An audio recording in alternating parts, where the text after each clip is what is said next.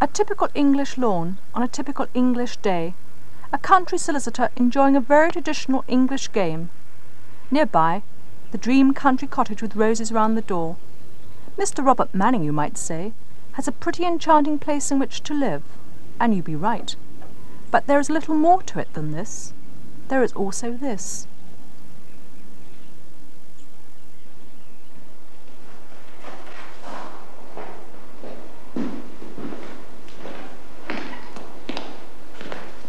Well, this looks very impressive.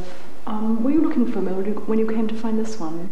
No, not at all. I was looking for somewhere to live, but I was merely going down Waveney Road, which is just up the road here, to look for a cake for the local fete, and the lady who was going to give me the cake wasn't in, and so I came down here to see what there was to see, and I'd never seen this before, and I can assure you it wasn't at all grand when I came to look at it, nor very impressive.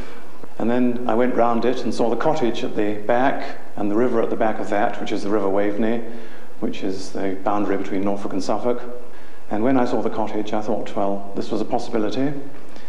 And I went back and collected my cake and asked the good lady where the owner was, all about it. And she said that it had been offered for sale for the last 4 years. And eventually, after some time, I bought it. Since you've been living here, have you been able to find anything out about the history of the place? The land was bought in 1817 by Thomas Jay, who had built an 8-sailor windmill here by 1822. And an 8-sailor is very rare, and there are only about 6 or 7 in the country at that time. And hence the size of it. It was indeed 2 stories higher than it is now, because in 1836, and I've got a copy of the old diary which records this, there was a tempest, and the 8-sailor, alas, lost its 8 sails, and later on became a 4-sailor, which it was until about 1929, when those 4 sails blew off, and then it became a 2-sailor for a short time, and in about 1931 or 32 it became derelict. What was it last used for? Well, after it became derelict, I think it stayed derelict for some time, and then it became a sawmill, and buildings were built up around it.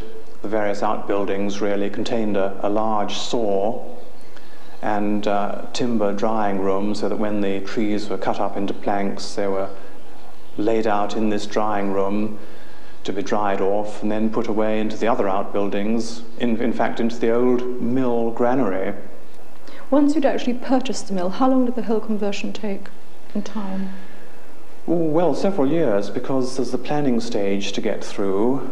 After I decided what I wanted, then I had to get the plans drawn up, and that took a considerable time.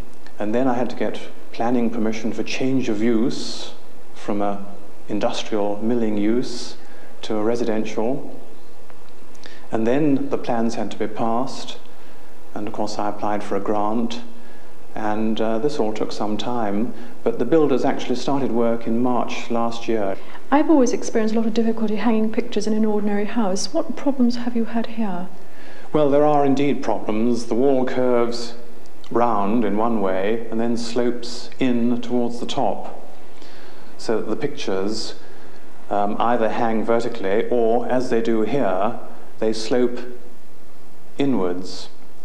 I like the way they slope inwards here because it looks as if the pictures are looking down at you.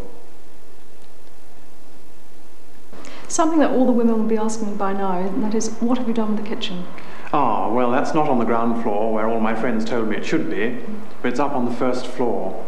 Can I go? Yes, come on up. Slide. You go, I'll be right.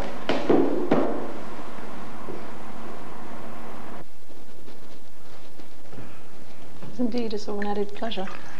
Oh, well. This looks like sort of every woman's sort of dream kitchen, and, you know, for a bachelor it's quite surprising. How did you come to get it? It's an exhibition piece, actually. There was an exhibition of kitchens at the Design Centre in London, and this was one of them, one of the kitchens shown there. And I went up and had a look, and liked the look of it so much that I asked them if they'd sell it to me. And they did, after it went from London to Glasgow and came back here. Has it got everything in it? Oh yes, it's got nearly everything anyway.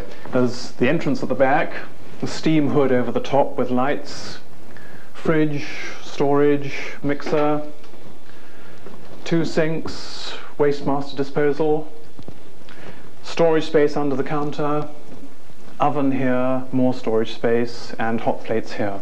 Being so full of gadgets, do they all work? So far as I know, they all work, all the ones that I've tried. You haven't tried very many. I've tried about half of them. And the rest of the area here is used for general living? Yes, it is, yes. Robert, it must be quite a nice feeling coming into this room and seeing different sort of light changes and different views from every window. Did you have to sort of make any alterations to the windows when you moved in? No, it's very pleasant. All the windows are as they were, except that they've been modernised and widened a little. When you came to move into the mill and find out something about its history, was there any particular term of reference book that you went to? No, no special book, but people were very helpful in lending me records, and particularly the descendants of one Thomas King, who was a miller nearby at Thelneetham, and he, in his diary from 1804 to 1837, wrote up something about this very mill, and this is an extract from it, and this of course is a copy.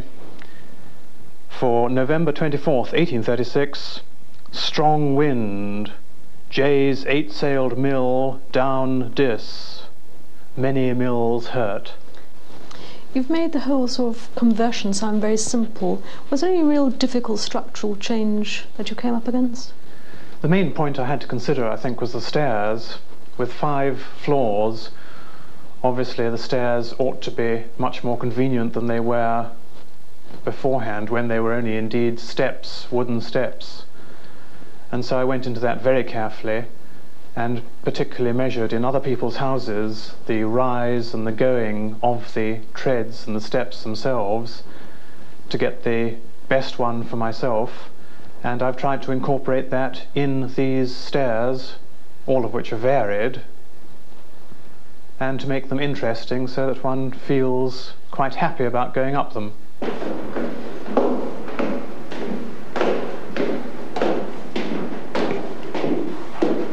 Now we're at the very top of the windmill, having just come up the only spiral staircase in the building. All these sort of glorious view. What do you use this room for? This is a lookout room. I come up here for some peace and quiet and a bit of relaxation, and just look out on the countryside. The countryside, this is... Over there is Suffolk and just rolling, grazing land, and behind me, this is over in Norfolk. That's the rest of Diss. And over there, the sun sets in the west, and I like it particularly at sunset. How quickly you can escape the cares of any day, sipping a drink 50 feet up. What makes it more agreeable is if you're like Mr. Robert Manning, monarch of all you can see.